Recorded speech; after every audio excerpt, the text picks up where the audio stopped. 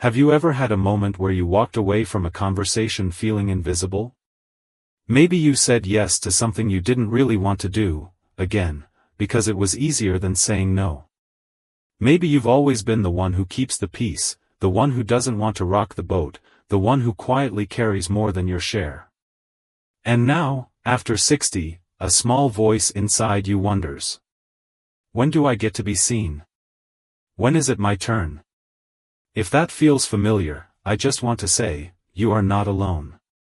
Being the nice one often feels like a badge of honor, especially for those of us raised to be considerate, selfless, and thoughtful. And those are beautiful qualities. But sometimes, those same qualities can turn into quiet cages. We put others first for so long that we forget what we want. And over time, the smile we wear starts to feel a little heavy. As we grow older, something begins to stir. Maybe it's the realization that time feels more precious. Or maybe it's the deep sense that we've given so much of ourselves over the years, and it's finally time to come home to who we are. In today's video, we're going to gently explore that shift. Not by telling you to stop being kind, or caring, or generous. But by helping you discover a way to be all those things, and also be free. We're going to talk about 4 mindset shifts that can empower you to step out of the nice one trap and into a life that feels more authentic, more joyful, and more yours. And if you enjoy videos like this, about living with more peace, more purpose, and more strength after 60, please consider liking this video, sharing it with someone who might need it, and subscribing to the channel. I'm on a journey to reach 1,000 followers so I can continue to share meaningful content with our growing community. Your support means the world. Now, let's begin with the first mindset shift, one that might feel small at first, but has the power to change how you see every interaction. Let's start here. You are not responsible for how others feel. I know, that one can feel a little uncomfortable at first, can't it? So many of us were raised with this deep sense of responsibility for everyone else's emotions. We learned to read the room, to soften our tone, to avoid saying something that might upset someone. And sure, being sensitive and kind is a gift. But when we believe we are responsible for someone else's feelings, we start to shrink ourselves. We start to take on emotional weight that doesn't belong to us. Maybe you found yourself agreeing to something just to avoid disappointing someone. Or saying, "I'm fine," when you're really not, because you didn't want to make anyone uncomfortable. These small choices, repeated over years, can leave us feeling resentful, tired, even invisible. Here's something I want you to try. The next time you feel tempted to say yes out of guilt, pause for just a breath. Ask yourself, am I saying yes to honor myself, or just to avoid guilt? That one question can be like a flashlight in a dark room. It shows you what's really going on underneath. This doesn't mean we stop caring. But it means we learn to care with boundaries. We begin to realize that someone else's reaction is not our fault or our burden to carry. That's their emotion. Our job is to show up truthfully, kindly, and fully. Not to bend ourselves into knots so that no one else ever feels discomfort. And here's the beautiful part, when we start honoring our own boundaries, we give others permission to do the same. We model healthy emotional balance. That's not selfish, it's leadership. It's wisdom. Now that we've planted that seed, let's move gently into the second shift. And this one is a big one, especially for those of us who've always put others first. It's this: your needs are not a burden. For many people over 60, especially women, this mindset has been deeply ingrained. We were often taught to be caregivers, nurturers, helpers. And again, those are beautiful roles. But somewhere along the way, we learned to silence our own needs. We learned to feel guilty for wanting rest, attention, or space. We told ourselves it was too much to ask for help, or too selfish to take a break. But let me ask you this: what if your needs were sacred? Just take that in for a moment. What if your body asking for rest was wisdom? What if your heart asking for connection was strength? What if your soul wanting space and quiet was a sign of inner clarity? You see, we've been taught that our worth comes from giving. And yes, giving is powerful. But we forget that receiving is just as important. Nature is built on both. The ocean gives waves and receives rivers. The trees give fruit and receive sunlight. It's not selfish, it's balance. There's an older woman I once met who used to say, "I gave for 40 years. Now I'm learning to receive like it's an art form." And I loved that. Because receiving is an art. It takes courage to say, "I need help." It takes honesty to say, "I'm tired." And it takes self-respect to say, "I need time for me." So the next time you feel that old tug of guilt for wanting something, a nap, a walk, a quiet afternoon with a book, try saying to yourself, "My needs matter too. Not more than anyone else's. Just equally." That one sentence can feel like a door opening, just a crack, letting in fresh air. And what happens when you give yourself that space, that care, that nourishment? You don't become less generous. You become more whole. You have more to offer, because you're not pouring from an empty cup. Now that we've talked about those first two mindset shifts, letting go of emotional responsibility for others, and embracing your own needs, it's like we're laying the foundation for something new. Not a harsh, "I'm done with everyone" kind of new. But a softer, stronger version of yourself, one where kindness and boundaries live side by side. Because here's the truth, being nice isn't the problem. It's being disconnected from your truth while trying to be nice that wears you down.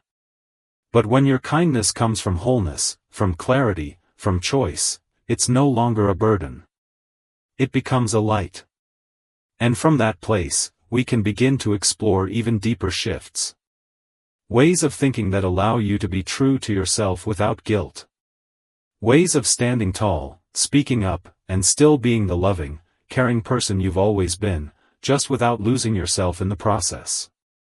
So take a breath. You're already doing something powerful just by reflecting on this. Just by asking the question, is it okay for me to want more? The answer is yes. And not only is it okay, it's time. It's a quiet kind of awakening, isn't it? When you start realizing that being kind doesn't have to mean being small.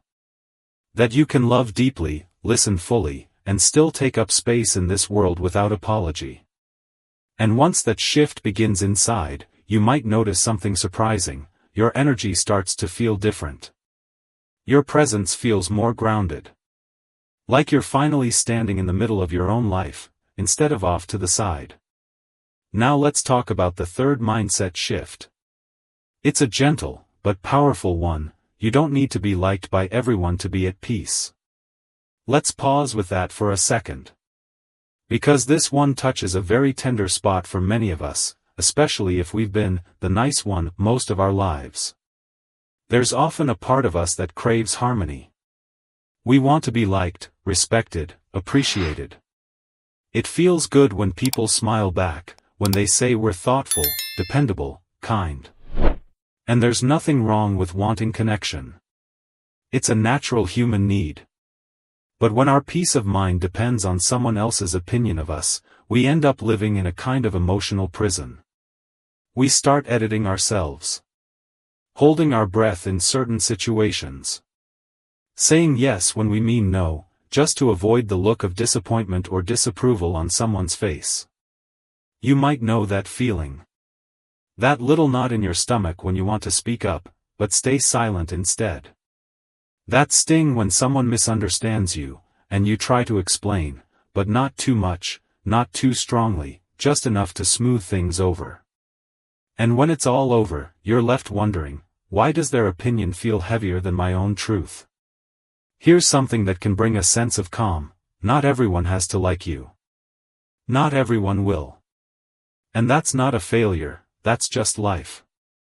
You could be the ripest, juiciest peach in the orchard, and someone out there will still say, "I don't like peaches." So, what if we stop spending our precious time and energy trying to win over every person we meet? What if, instead, we gently begin choosing inner approval over outer validation? That means asking yourself, am I proud of how I showed up? Was I honest? Was I kind to myself and others? If the answer is yes, then that's enough. You are not here to be a mirror for someone else's comfort. You are here to be fully yourself, kind, wise, growing, evolving. You don't need to harden or become cold to be respected. In fact, the more you accept who you are, the more magnetic you become. People can sense authenticity. It draws in the right ones and gently filters out the rest. I once spoke with a woman in her 70s who told me, the moment I stopped caring what everyone thought, I started living. Not recklessly, just honestly. And she said something that stuck with me. She said, I still want to be kind. But now I also want to be real. I'd rather be misunderstood than resentful. Isn't that something? So maybe the next time you feel that old tug to be liked, just pause. Ask yourself, is this true to me? And if it is, give yourself permission to stand in it, even if not everyone claps. You don't need applause to know you're living right. Peace doesn't come from pleasing, it comes from being true. And this brings us to the final mindset shift we're going to talk about today. One that ties all of this together and gently reminds us what matters most. It's this: you are allowed to redefine who you are, at any age. Now this one can be a little scary at first. Because we spend so many years being certain things to certain people. A good parent. A steady spouse. A loyal friend. A helpful coworker. The person everyone can count on. We wear those roles like a second skin. And over time, they start to feel like identity. But here's the quiet truth many people discover after 60, those roles may change, fade, or even fall away, but you remain. And who you are beneath those roles is still growing, still evolving, still full of potential. There's no expiration date on self-discovery. No rule that says once you turn a certain age, you have to stay the same. In fact, this season of life might be the first time you've had the space to ask, what do I want now? Who am I without the title, the expectations, the people-pleasing? And if that question feels too big, just start small. What makes you feel alive? What makes you lose track of time? What have you always wanted to try, but never gave yourself permission to explore? It could be as simple as taking walks alone without explanation. Or starting to journal each morning, not for productivity, but for clarity. It could be learning to paint, or trying yoga, or even letting go of friendships that no longer feel nourishing. Redefining yourself doesn't mean starting over, it means coming home. It means peeling back the layers of what the world asked you to be, and finally embracing what you truly are. One woman I know began writing poetry in her mid-60s after decades of raising kids and running a household. She told me, I always thought poetry belonged to people in cafes with berets. I never imagined it could be mine. But now, it's like a secret door opened in me. And the best part? That door didn't need anyone's permission to open. She just walked through it. So I want to say to you, yes, you can change. You can say no when you used to say yes. You can stay home when you used to go. You can rest more, laugh more, take up more space, ask for more, and still be a deeply kind, generous human being. In fact, you might find that the more honest you become, the more peace you feel. And from that peace, your love, your care, your giving becomes even more powerful, because it's not coming from duty, it's coming from joy. These 4 shifts aren't loud or dramatic. They're not meant to flip your world upside down overnight. They're meant to gently return you to yourself. To help you soften the parts of you that have been on guard for too long, and strengthen the parts that have been waiting quietly to speak up. And maybe that's the real journey after 60. Not trying to become someone new, but learning how to stop pretending, and start honoring the deep, wise truth that's always been inside you. You don't have to stop being kind. You just don't have to disappear to do it. You don't have to disappear to do it. That line echoes in the hearts of so many who've spent years being everything to everyone but quietly forgetting to include themselves in the list of people they care for. But now, after all this time, you have something you might not have fully had before, the freedom to choose how you want to live. Not based on old roles or expectations. Not shaped by who needed you yesterday. But guided by who you are becoming today. And here's the beautiful thing about these mindset shifts, they don't require dramatic life changes or a complete reinvention.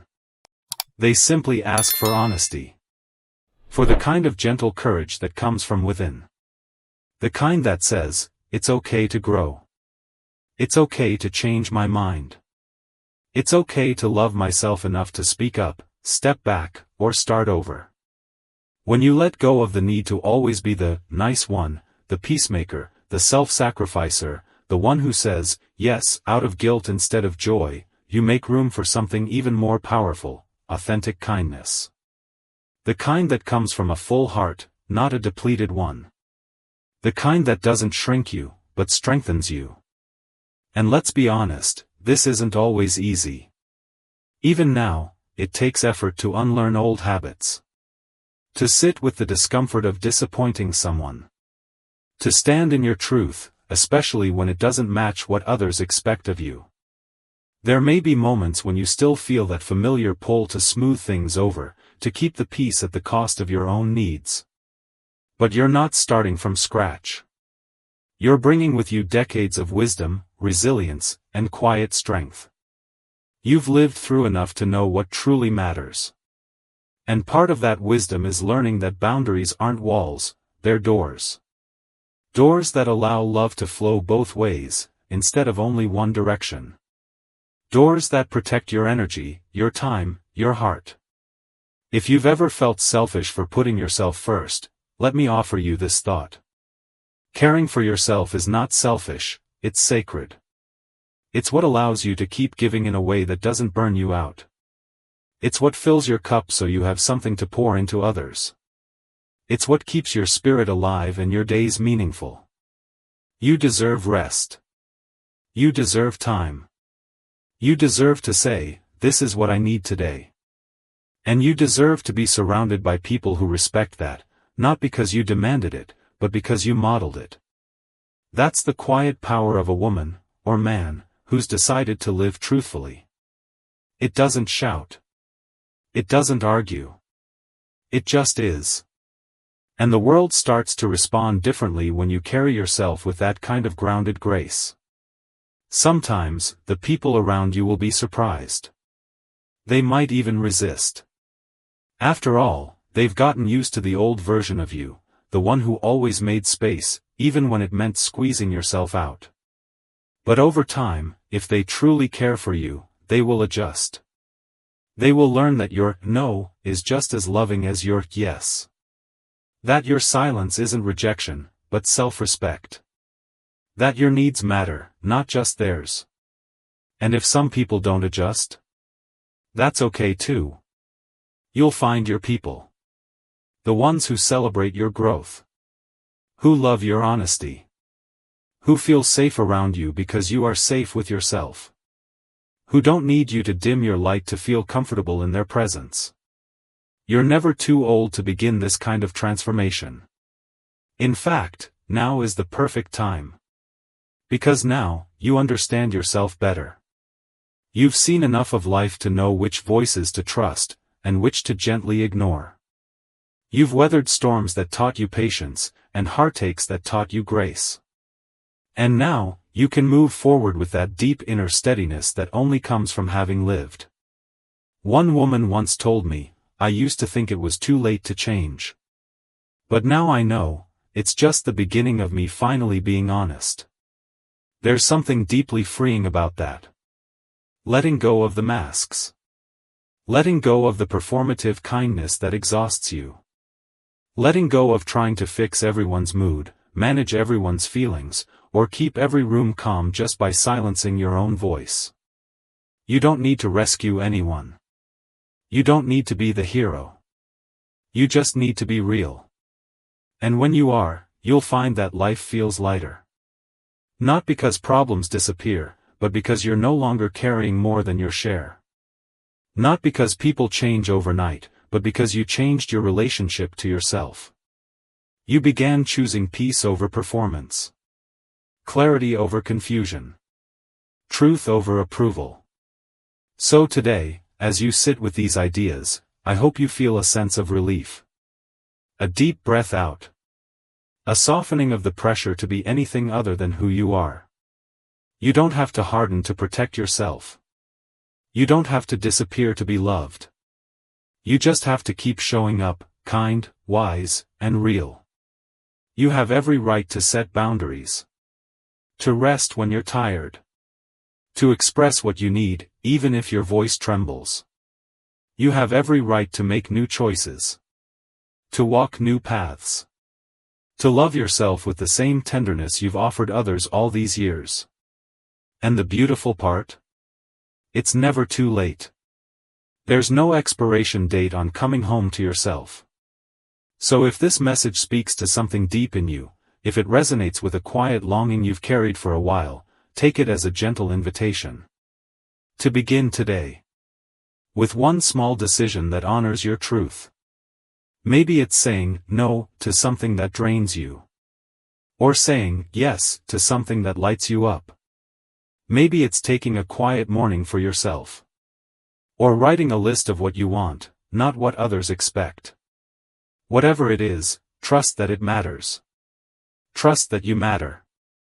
And if this video gave you something to think about, something to hold on to, I'd love to hear your thoughts.